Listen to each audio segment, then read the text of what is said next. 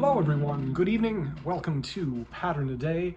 I'm David Getson here on the Living Process channel, where we go day by day through Christopher Alexander and team's book, A Pattern Language, all about how adaptive rules of thumb can be applied geometrically to solutions in architecture and the built environment.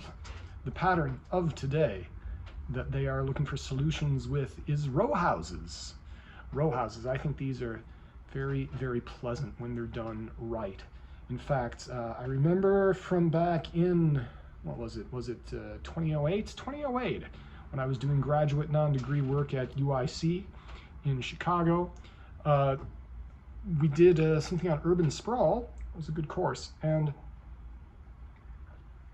the idea there being what type of housing typology actually saves the most energy. Excellent account on Twitter, Steve Mouzon, M-O-U-Z-O-N, I think I'm spelling that right.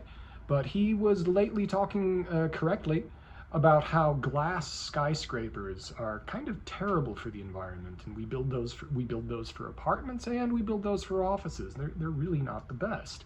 You can have apartments and you can have offices in the row house typology. And the places where these are, I'm thinking specifically of Newbury Street in Boston. I used to work there. And I would go there often when I didn't work there because it's so nice. It's a really wonderful place. If you can Google map it and just go through it. It's amazing. Parts of Brooklyn that people love are like this. Very famously, there are charming bits of England around London that are quite good. There are some in England that aren't that great, but you can do this. You can do any typology badly. Row houses you can do really well. What's the trouble with the row houses? What would make them kind of difficult, right? What do you want to avoid? So stating the problem, at densities of 15 to 30 houses per acre, row houses are essential, right? That's pretty good density. But typical row houses are dark inside and stamped from an identical mold. You see, this is the thing. A row house being, for those not familiar, it's where they're all kind of connected and the fronts of the houses are right next to each other and they're long and thin and they go back and the walls adjoin. So the only place that you can get light in is through the front and the back. And if you have a very clever architect and some good contractors, maybe you have some backstepping, some ziggurating, where you have the front level like this, and then you step up and back like that, and up and back. New York on the Upper East Side, they're too big to be row houses, but those wonderful things from the 1920s and the 1930s, all the way up into the 50s, when they changed the zoning from having step backs to floor area ratio, because Mies van der Rohe wanted to build a glass skyscraper, and they changed the New York City zoning code. Everyone who loves Art Deco, which is popular to say these days, and I love Art Deco, and said that America should have been Art Deco. Oof, that switch, which was influential across the nation of New York zoning code, was really something that impacted the shape and the literal shape of buildings in America for not for the better. But interestingly enough, Pasadena still has a setback ordinance. It's a little bit like New York's. It's kind of interesting and fun. So the problem to solve this dark inside and stamped from an identical mold, they say, therefore, for row houses, place houses along pedestrian paths that run at right angles to local roads and parking lots. Give each house long frontage and a shallow depth. So this is interesting that he's almost turning this from row houses into a cottage court or a bungalow court. And you see those around here, where instead of the row houses all facing the street, they're turned, and you can see at the beginning of this video, you can see the diagram, the very helpful diagram that they have that shows this. You have the wide main street, and then you tilt the row houses sideways so that you change the orientation. You don't connect the row houses on the long end of the rectangle, you connect the row houses on the short end of the rectangle. And there's stuff, this is a pattern stay tuned.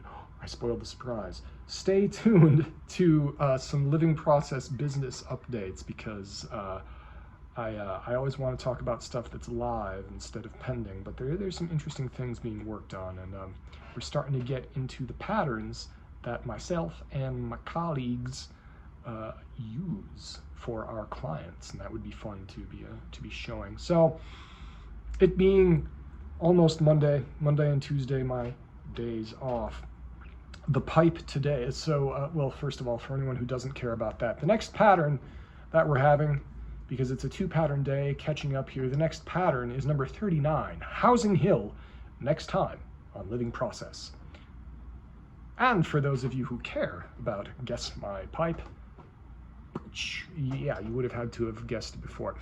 Right now, today, it is the Savinelli, and this is not the Bing pipe. The Bing is a variation on this thing. This is a Savinelli 804. It's the shape is Savinelli 804. This is called the Canadian. So you can pick it out from all the other pipes, eh? The reason, I don't know what makes it, why it's Canadian people liked these some days. Anyways, but yeah, the long shank, I mean, I suppose it's humid in Canada, mostly. It's a dry pipe. The wood here absorbs a lot of the moisture, and it's just really great all around. I like this one. The Bing, the one that Bing Crosby liked, it's got a little picture of a golf club, which Bing liked and I think looks dumb. Some people love those pipes. I don't begrudge. There's some nice guys out there who enjoy the Bing pipe. Maybe they think Bing is cool. That's fine. But the Bing one, it has a slight bend in it, but it's basically this thing. It's basically this Savinelli with that slight bend in it, and because he wanted a custom pipe, and he was famous, and he did it, and then he'd be out playing golf with that on TV and stuff. And probably single-handedly convinced the younger generation of guys to go to cigars instead of pipes, because they thought that he was so embarrassingly dumb for them. But it was dumb for them to knee-jerk react against Bing. At least I would think so.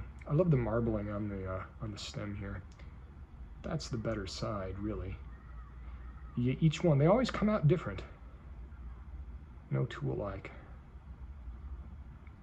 The grain on this, I've never gone on about the grain. It's tough to see in the light at the moment. But it's not bad. This is one of my favorites. Probably, of course, my favorite of all time is my simple Napoli pipe. It's just perfect to hold, perfect to look at.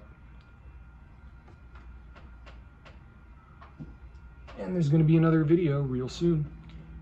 If you've watched this long, thank you for indulging my self-indulgence, and hopefully you've enjoyed my ramblings. So, we will see you on the next one. Thank you for listening.